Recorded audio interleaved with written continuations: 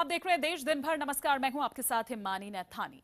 UP में स्वास्थ्य सेवा बेहतर करने का अखिलेश सरकार चाहे कितने भी लाख दावे कर लें, लेकिन अस्पतालों की संवेदनहीनता जो है वो देखी जा रही है। दावों की पोल खुलती नजर आ रही है। सीतापुर की महिला का आरोप है कि बच्चे के जन्म लेने के 1 घंटे के बाद अस्पताल ने उसे बाहर निकाल दिया। इतना ही नहीं, जो एम्बुलेंस जच्चा बच्चा को घर छोड़ने जा रही थी, उसने भी पैसे ना देने पर रात में सुनसान सड़क पर उतार दिया।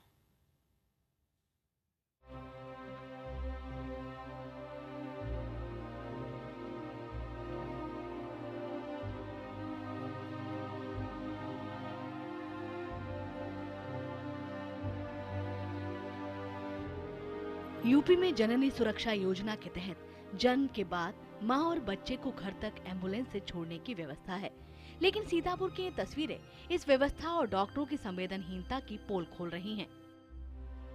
सीतापुर के टिकराजार स्वास्थ्य केंद्र से इस महिला को प्रसव के महज 1 घंटे बाद ही नवजात शिशु के साथ बाहर निकाल दिया गया।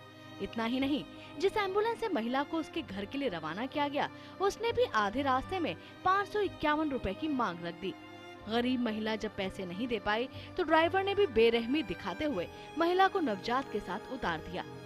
शिव देवी को पति और मासूम के साथ अपने घर 5 किलोमीटर की दूरी पैदल ही तय करनी पड़ी, जिसके चलते उसकी हालत बिगड़ गई। साधन तो रहा है, एम्बुलेंस सही रहे, पैसा मांगा रहे, पैसा हमारे तिर रहा नहीं। तो हम कहें या सरकारी है, पहली बात तो पैसा का दी तो कहीं तो उतर लो और मन होता है जाओ। डॉक्टर ने कितनी देर आपको अस्पताल में रोका बच्चा होने के बाद? घंटा 1.5 घंटा रोकी न है, तुरंत निकाल दी। उसके बाद फिर वो कहाँ चली गई डॉक्टर? वही बंद करके चली गई रहे। हम फिर पैदल गए न, अब फिर घर लग हम फिर पैदल सब कोई गए। अभी कितनी दूर घर बचा है आपका यहाँ से? अब वही है 3-4 किलोमीटर। शिव देवी को लेबर पेन उठने के बाद पति शनिवार को शाम करीब 5 बजे स्वास्थ्य उपकेंद्र टिकराजार लेकर पहुंचा था। शाम 6:30 बजे शिव देवी के परिवार में एक नए सदस्य ने जन्म लिया, लेकिन शाम 7:30 बजे मां को मासूम बच्चे के साथ स्वास्थ्य केंद्र से निकाल दिया गया, जबकि नियम के अनुसार मां और नवजात को कम से कम 48 घंटे निगरानी में रखना जरूरी है। नहीं, ये तो बिल्कुल ठीक नहीं है। उसको अंडर ऑब्जर्वेशन 2 दिन रखना होता है। 2 दिन के बाद में वो जो भी कॉम्प्लिकेशन होने होते हैं उनकी इंसिडेंस बहुत कम है। तो इन कॉम्प्लिकेशंस को हम लोग मैनेज अस्पताल लेवल पे ही कर पाएं तो हम लोग उसको 48 घंटे पेशेंट को रखते हैं और उसी के बाद हम लोग उसको डिस्चार्ज करते हैं। मामला जब मीडिया में उठा तो अब सीएमओ साहब सीधे सीधे कुछ भी कहने से बचते दिखे, लेकिन इतना जरूर माना कि एम्बुलेंस के ड्राइवर ने पैसे मांगे थे। वहाँ का ड्राइवर जो है वो 551 रुपए मांगा और जब उसने असमर्था व्यक्त की तो रोड पे उतार दिया। तो इसका तत्काल संज्ञान लेते हुए हमने कमेटी बना दी है और वो जा रही है इंक्वायरी करने। जननी सुरक्षा के नाम पर यूपी की अखिलेश सरकार करोड़ों रुपए खर्च करती है। प्रसव पीड़िता को घर से अस्पताल लाने और वापस घर छोड़ने के लिए स्वास्थ्य केंद्रों पर मुफ्त एम्बुलेंस सेवा मुहैया कराई जाती है, लेकिन सीतापुर की व्यवस्था बताती है कि आखिर ये व्यवस्था कितनी पंगु है। Bureau report, IBN 7। यूपी में महिला अपराध रुकने का नाम नहीं ले रहा है। हाईवे पर गैंगरेप के बाद सुर्खियों में आए बुलंदशहर में फिर 10वीं में पढ़ने वाली एक छात्रा को अगवा कर गैंगरेप किया गया। तो उधर आगरा में भी चलती कार में 10वीं की छात्रा के साथ उसकी बहन के सामने गैंगरेप हुआ। बरेली में 3 बहनों का शव बरामद किया गया। परिजनों का आरोप है कि रेप के बाद पहचान छिपाने के लिए लड़कियों के चेहरे पर तेजाब फेंका गया। अखिलेश सरकार का दावा यूपी में है दम क्योंकि जुर्म यहाँ है कम खोखला साबित हो रहा है। सूबे में महिलाओं के खिलाफ अपराध बढ़ते जा रहे हैं। गैंगरेप और हत्या की वारदात थमने का नाम नहीं ले रही। यूपी के बुलंदशहर में 10वीं में पढ़ने वाली एक लड़की हैवानों का शिकार बन गई। आरोपों के मुताबिक स्कूल जाते वक्त लड़की को कार सवार 2 बदमाशों ने अगवा कर लिया। उसके बाद नशे की गोलियां खिलाकर उसके साथ गैंगरेप किया गया। पीड़ित लड़की के पिता की शिकायत के बाद सभी आरोपियों को गिरफ्तार कर लिया गया है। मेरी बच्ची स्कूल आ रही थी सुबह, तो ये जिनके 2 नाम बता रही है, जबरदस्ती गाड़ी में मेरी बच्ची को घेर के लाए और उसके साथ जो भी कराया उन्होंने नशे की गोली देने के बाद वो कराया गैंगरेप जो बोलते हैं, जैसे बलात्कार करा है। महिला अपराध का सिलसिला आगरा में भी जारी है। यहाँ भी 10वीं की छात्रा को अगवा कर चलती कार में गैंगरेप किया गया।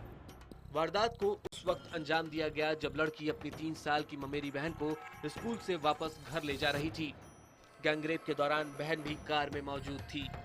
आरोपी पीड़ित लड़की को सड़क किनारे फेंक गए। शिकायत मिलने के बाद पुलिस ने एक आरोपी को गिरफ्तार कर लिया है। 3 लड़के थे, उन्होंने मेरी बेटी को और मेरी भांजी को दोनों को अगवा कर लिया, उसको ले गए सड़कों पर और उसके साथ दुराचार किया और फिर वहीं फेंक गए वो।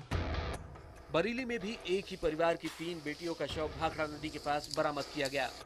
दोपहर में घर से बाहर निकली 3 बहनें जब देर रात तक वापस नहीं लौटी तो परेशान परिवार वालों ने इसकी सूचना पुलिस को दी, जिसके बाद पुलिस ने उनकी तलाश शुरू की। इसके बाद एक एक करके तीनों बहनों का शव बरामद किया गया। मृतक लड़कियों के परिवार वालों ने आशंका जताई है कि तीनों के साथ पहले तो गैंगरेप हुआ, उसके बाद हत्या कर दी गई। हालांकि पुलिस इसे हादसा बता रही है। इन्हें जो है अगवा करने के बाद में इनके साथ रेप हुआ है। आरोपियों ने सोचा कि इन्हें हमारी पहचान लिया, इस स्थिति में इन्हें इनका मर्डर कर दिया। आज तीनों की डेड बॉडी मिली है, जिसमें से एक सुबह की डेड बॉडी मिली थी, जिसमें पोस्टमार्टम के अंदर में अभी कोई एक्सटर्नल इंजरी नहीं बताई है। अभी मौके पर यहाँ पर 2 डेड बॉडीज और मिली हैं। सूबे में खराब कानून व्यवस्था के मुद्दे पर सियासत भी शुरू हो गई है। विपक्ष बैकफुट पर चल रही अखिलेश सरकार को घेरने का कोई मौका नहीं छोड़ रहा। उत्तर प्रदेश की सारी कानून व्यवस्था, सारी संवैधानिक मशीनरी चरमरा गई है और अब अखिलेश यादव को स्वयं नैतिक आधारों पर इस्तीफा दे देना चाहिए। 2017 में विधानसभा चुनाव के बाद दोबारा सत्ता पर काबिज होने का सपना देख रही समाजवादी पार्टी की सियासी राह में प्रदेश की खराब हो रही कानून व्यवस्था बड़ा रोड़ा बन सकती है। और इधर जैन मुनि तरुण सागर महाराज पर विवादित ट्वीट करके विवादों में फंसे गायक और संगीतकार विशाल ददलानी ने राजनीति से संन्यास लेने का ऐलान किया। सोशल मीडिया पर आम आदमी पार्टी का पक्ष रखने विशाल को ट्वीट के चलते जबरदस्त आलोचना झेलनी पड़ी थी, जिस पर दिल्ली के मुख्यमंत्री ने भी ट्वीट करके सख्त ऐतराज जताया था। राजनीति पर धर्म का अंकुश जरूरी है। धर्म पति है, राजनीति पत्नी है। हर पति की ये ड्यूटी होती है अपनी पत्नी को संरक्षण दे। हर पत्नी का ये धर्म होता है वो पति के अनुशासन को स्वीकार करे। हरियाणा विधानसभा में जैन मुनि तरुण सागर महाराज के इसी प्रवचन पर ट्वीट करके आम आदमी पार्टी के समर्थक और जाने माने गायक और संगीतकार विशाल ददलानी विवादों में घिर गए हैं। दरअसल जैन मुनि के प्रवचन पर विशाल ने ट्वीट कर लिखा है कि यदि आपने इन लोगों को वोट दिया तो आप इस बेहुदा बकवास के लिए जिम्मेदार हैं। अच्छे दिन नहीं, केवल नोक अच्छे दिन। विवादित ट्वीट के बाद विशाल पर सोशल मीडिया में हमले शुरू हो गए। यहाँ तक कि दिल्ली सरकार के मंत्री सत्येंद्र जैन और मुख्यमंत्री अरविंद केजरीवाल ने भी नाराजगी जताई। केजरीवाल ने ट्वीट करते हुए लिखा कि तरुण सागर जी महाराज केवल जैनों के लिए ही नहीं बल्कि सभी के लिए बहुत पूजनीय संत हैं। जो लोग अनादर कर रहे हैं वह बहुत दुर्भाग्यपूर्ण है और ये रुकना चाहिए। इसके बाद विशाल ने अपना विवादित ट्वीट न सिर्फ डिलीट कर दिया बल्कि सोशल मीडिया पर भी माफी मांगी। उन्होंने बाद में एक्सेप्ट भी किया कि उन्होंने बिना सोचे कमेंट दिया, जैसे उन्होंने माफी मांग ली। एक बार उन्होंने 10 बारी माफी मांगी है और जैन धर्म में तो क्षमामानी पर्व मनाया जाता है। पूरे साल में एक बारी हम सबसे माफी मांगते हैं, सबसे माफी देते हैं। तो मुझे लगता है वो बात खत्म हो जानी चाहिए, उसमें खत्म हो चुकी है। विशाल ददलानी अपने ऊपर हुए इस तरह के हमले और खास तौर पर केजरीवाल की नाराजगी से इतने आहत हुए कि उन्होंने सक्रिय राजनीति से संन्यास लेने का ऐलान कर दिया। विशाल ने ट्वीट कर लिखा, मुझे दुख है कि मैंने अपने जैन दोस्तों और दूसरे दोस्तों को दुख पहुंचाया। उन सब से माफी मांगता हूं और सक्रिय राजनीति से संन्यास लेने का ऐलान करता हूं। हालांकि जैन मुनि पर विवादित ट्वीट का सिलसिला रुकने का नाम नहीं ले रहा। इसके बाद कांग्रेस नेता तहसीन पूनावाला ने बेहद आपत्तिजनक ट्वीट किया। गुजरात में चुनाव को देखते हुए कोई सियासी दल जैन समाज को नाराज करने का जोखिम उठाना नहीं चाहेगा, इसलिए तहसीन पूनावाला पर भी देर सवेर कांग्रेस कार्रवाई जरूर कर सकती है। और इधर मदर टेरेसा को 4 सितंबर को संत की उपाधि दी जा रही है। इस कार्यक्रम में विदेश मंत्री सुषमा स्वराज के साथ एक प्रतिनिधिमंडल वेटिकन सिटी जा रहा है। मन की बात में प्रधानमंत्री नरेंद्र मोदी ने खुद इस बात का जिक्र किया और कहा कि मदर टेरेसा को सम्मान भारत का सम्मान और गौरव की बात है, लेकिन ये सम्मान विश्व हिंदू परिषद को रास नहीं आ रहा है। विश्व हिंदू परिषद ने इसका विरोध करने का ऐलान किया है। भारत रत्न मदर टेरेसा 4 सितंबर को मदर टेरेसा को संत की उपाधि से विभूषित किया जाएगा। मदर टेरेसा ने अपना पूरा जीवन भारत में गरीबों की सेवा के लिए लगा दिया था। 4 सितंबर को ये जो समारोह होगा उसमें 125 करोड़ देशवासियों की तरफ से भारत सरकार हमारी विदेश मंत्री सुषमा स्वराज की अगुवाई में एक आधिकारिक प्रतिनिधिमंडल भी वहां भेजेगी। इस उपाधि को वो भारत में धर्मांतरण की गतिविधियां ईसाई मिशनरी तेज करना चाहते हैं। इस षड्यंत्र को हमें समझना पड़ेगा। वो जीवन भर धर्मांतरण करती थी। वो प्रधानमंत्री भी जागरूक हैं। उनकी टीम उन तक ये विषय पहुंचाएगी और हम ऐसे सब लोगों से कहेंगे, जिसमें प्रधानमंत्री भी शामिल हैं, उन्हें इस पर और रिसर्च करनी चाहिए। उन्होंने क्यों केवल दलित ईसाइयों के लिए धरना दिया?